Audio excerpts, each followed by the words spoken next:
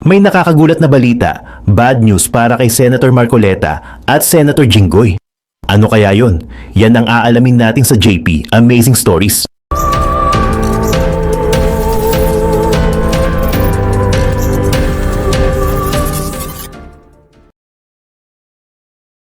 Mananatili muna sa Philippine National Police General Hospital o PNPGH si Senator Rodante Marcoleta dahil hindi pa stable ang kanyang medical condition. Inaresto si Marcoleta noong Monday, July 6, 2026 matapos maglabas ng warrant of arrest ang Sandigan Bayan 3rd Division kaugnay ng non-bailable plunder case na isinampa laban sa kanya at sa iba pang respondents. Ang kaso ay may kaugnayan sa umano'y 75 million pesos na campaign donation na hindi raw idineklara ng maayos. Dahil non-bailable ang plunder case, mananatili siyang nasa kustodya ng mga otoridad habang dinidinig ang kanyang kaso. Maliban na lamang kung maglabas ng panibagong kautusan ng korte. Pagkatapos ng kanyang pagkakaaresto, dinala si Marcoleta sa PNP General Hospital sa Camp Crame matapos siyang makaranas umano ng chest pain at pananakit ng ulo. Ayon kay PNPGH Internal Medicine Chief Lieutenant Colonel Binali Bayani, lumabas sa mga unang medical examination na may dyslipidemia o mataas na kolesterol ang senador. Mayroon din umano siyang mild pneumonia at degenerative disc disease. Ipinaliwanag ni Bayani na ang mataas na kolesterol ay maaaring magdulot ng pagbabara sa mga ugat. Gayunman, hinihintay pa rin ng mga doktor ang official result ng two-dimensional echocardiogram o 2D echo upang masuri ng mabuti ang kondisyon ng puso ni Marcoleta. Hindi pa rin masabi ng mga doktor kung gaano katagal mananatili ang senador sa ospital dahil pabago-bago umano ang kanyang blood pressure. Kailangan din siyang bantayang mabuti dahil 72 years old na siya. Hinihintay pa rin ang assessment ng rehabilitation doctors upang malaman kung kailangan niyang sumailalim sa karagdagang treatment o therapy. Sabi ni Lieutenant Colonel Binali Bayani, "Sa totoo lang, wala pa po akong masasabi sa ngayon. Naghihintay pa tayo ng further examinations at assessment sa kanya." Nakapagsumite na ang PNPGH ng initial medical report sa Sandigan Bayan. Kapag kumpleto na ang lahat ng medical tests, ang korte ang magdedesisyon kung mananatili si Marcoleta sa ospital o ililipat sa isang regular detention facility.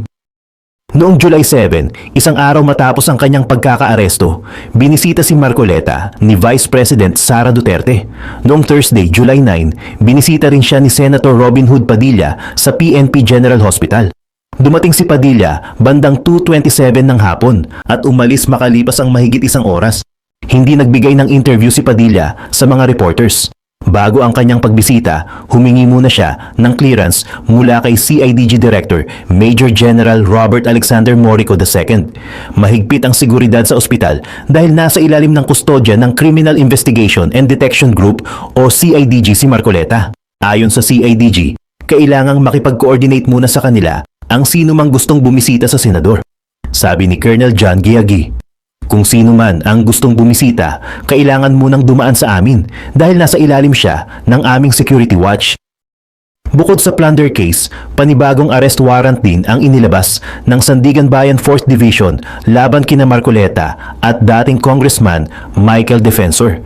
Ang panibagong warrant ay kaugnay naman ng umano'y paglabag sa Presidential Decree 46. Ito ang batas na nagbabawal sa mga government officials at employees na tumanggap ng regalo at nagbabawal din sa private individuals na magbigay ng regalo sa kanila sa anumang okasyon.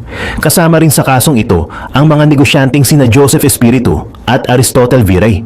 Hindi katulad ng plunder case, maaaring magpiyansa sa kasong paglabag sa PD 46. Nagtakda ang Sandigan Bayan ng bail na 30,000 pesos para kay Marcoleta at 30,000 pesos para kay Defensor. Na-serve na ng Sandigan Bayan Sheriff ang arrest warrants sa dalawang akusado.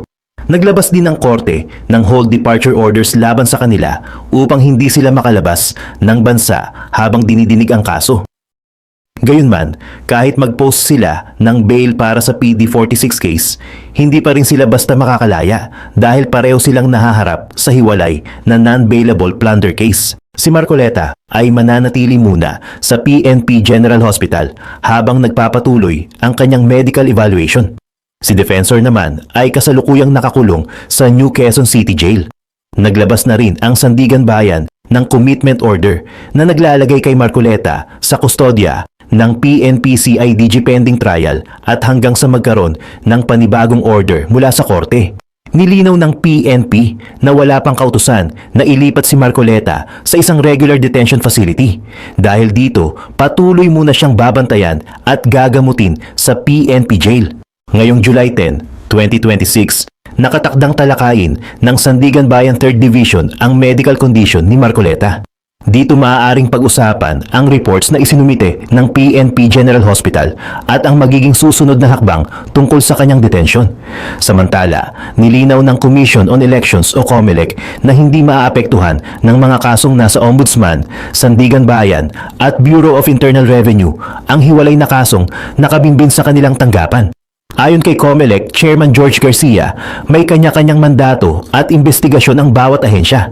Gayunman, handa raw ang COMELEC na magbigay ng mga dokumentong kakailanganin ng ibang government agencies basta hindi malalabag ang Data Privacy Act. Sa ngayon, patuloy na hinihintay ang final medical assessment kay Senator Marcoleta. Ang Sandigan Bayan ang magpapasya kung mananatili siya sa ospital o ililipat sa detention facility habang nagpapatuloy ang mga kasong isinampa laban sa kanya. Hindi pinayagan ng Sandigan Bayan 5th Division si Senator Jinggoy Estrada na pansamantalang makalabas sa detention facility upang dumalo bilang Senator Judge sa impeachment trial ni Vice President Sara Duterte. Pero bago tuluyang ibasura ng korte ang kanyang kahilingan, nagkaroon muna ng problema dahil sa maling division na napagsumitihan ng kanyang unang motion. Noong June 30, 2026, naghain ng kampo ni Estrada ng motion to allow accused Senator Jinggoy Ejercito Estrada to attend the Senate impeachment trial of Vice President Sara Duterte Carpio. Ang motion ay unang naisumite sa Sandigan Bayan 2nd Division. Dito nakabinbin ang graft case ni Estrada kung saan nakapaglagak na siya ng 90,000 pesos bail. Pero kahit nakapagpiyansa siya sa kasong ito, nanatili pa rin siyang nakakulong sa New Quezon City Jail Male Dormitory sa Payatas dahil sa hiwalay niyang plunder case na hawak naman ng Sandigan Bayan 5th Division. Ang plunder case ang dahilan kung bakit siya nananatiling detained dahil non-bailable ang kasong ito.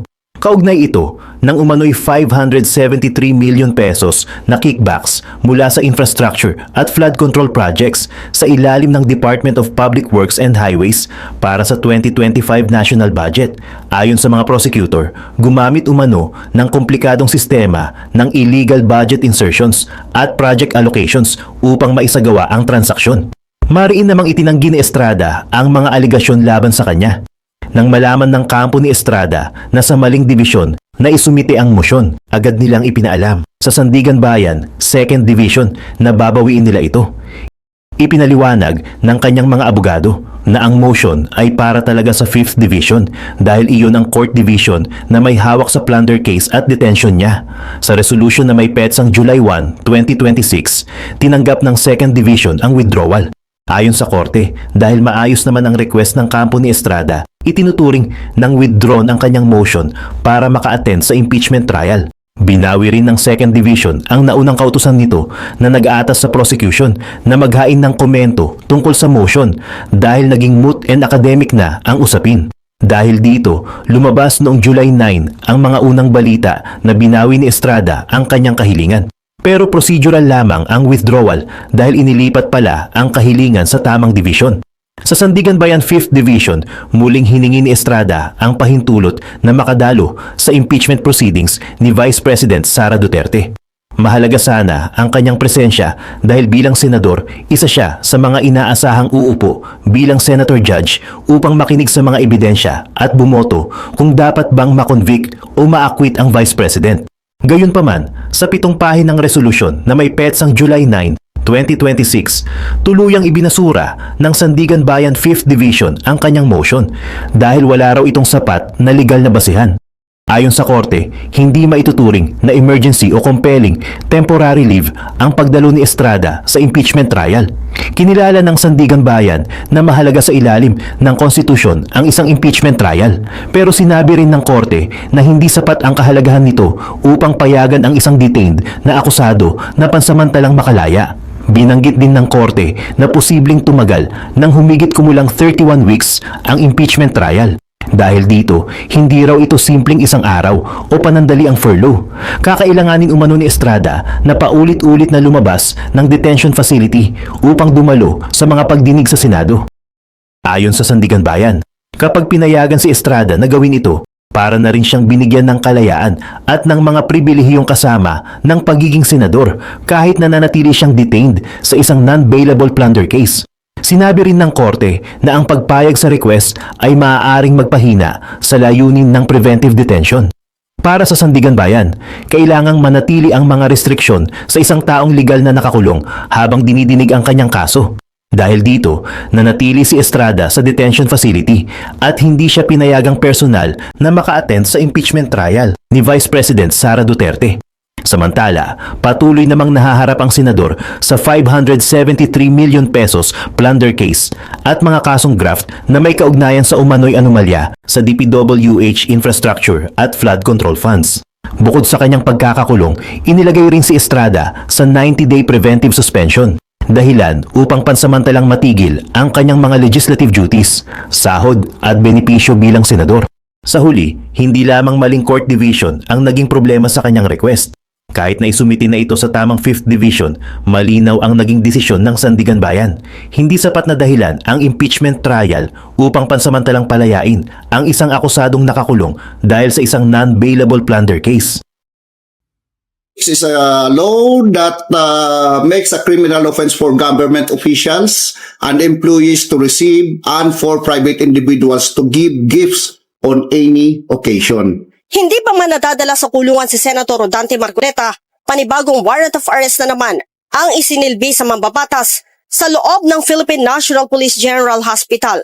Ang panibagong kaso ng senador ay may kinalaman sa paglabag sa Presidential Decree No. 46 o ang pagbabawal sa sinumang nasa gobyerno na tumanggap ng regalo mula sa mga pribadong individual. Ito yung pagtanggap, pagbigay sa anumang okasyon sa isang government official and or employee. Ito yung PD 46. Ito yung sinasabi ng 4th Division na nalabag ni Senator Marcoleta and Michael Defensor. Okay? So yung dalawa po na yun, sir, na-serve na po pareho, pati Yes. po kay Mike. It was already served By the sheriff. by the sheriff ng Sandigan Bayan. Sinabi pa ni Criminal Investigation and Detection Group National Capital Region Chief, Police Colonel John Giagi, na isumite na nila sa Sandigan Bayan kahapon ang hiningi na medical certificate kaugnay sa kondisyon ni Senator Marcoleta. There is a directive for us, na actually, noong July 6 pa lang, nag-return na kami ng warrant. This contains yung mga mugshot niya, lahat, fingerprint, yung certificate of detention, and so on and so forth. Now, ang kulang lang that time is yung medical certificate or medical condition ni Senator Marcoleta, which we submitted yesterday upon receiving yung directive from Sandigan Bayan. We immediately presented to them yung condition niya at kung sino ba ang nagbabantay. Again, it is the CIDG. Samantala sa pinakahuling resulta ng laboratory test ni Senator Marcoleta, lumabas na mataas ang bad cholesterol ng mambabatas, habang hinihintay pa ang resulta ng kanyang QG echo na magpapakita naman ng kondisyon sa kanyang puso. Patuloy naman aniyang ginagamot ang mild pneumonia ng mambabatas. Ayon kay PNP-GH Internal Medicine Chief, Police Lieutenant Colonel Benali Bayani, sakaling hingin ng Sandigan Bayan ang rekomendasyon ng mga doktor sa PNP, mas mainam aniya na huwag ihalo sa general population si Marcoleta sakaling ilipat ito ng kulungan. Kung sa estado ni Sir, consider natin yung age niya, syempre mababa na po yung immune system niya kumpara po sa mas bata sa kanya. So mas advice namin na isolate po siya.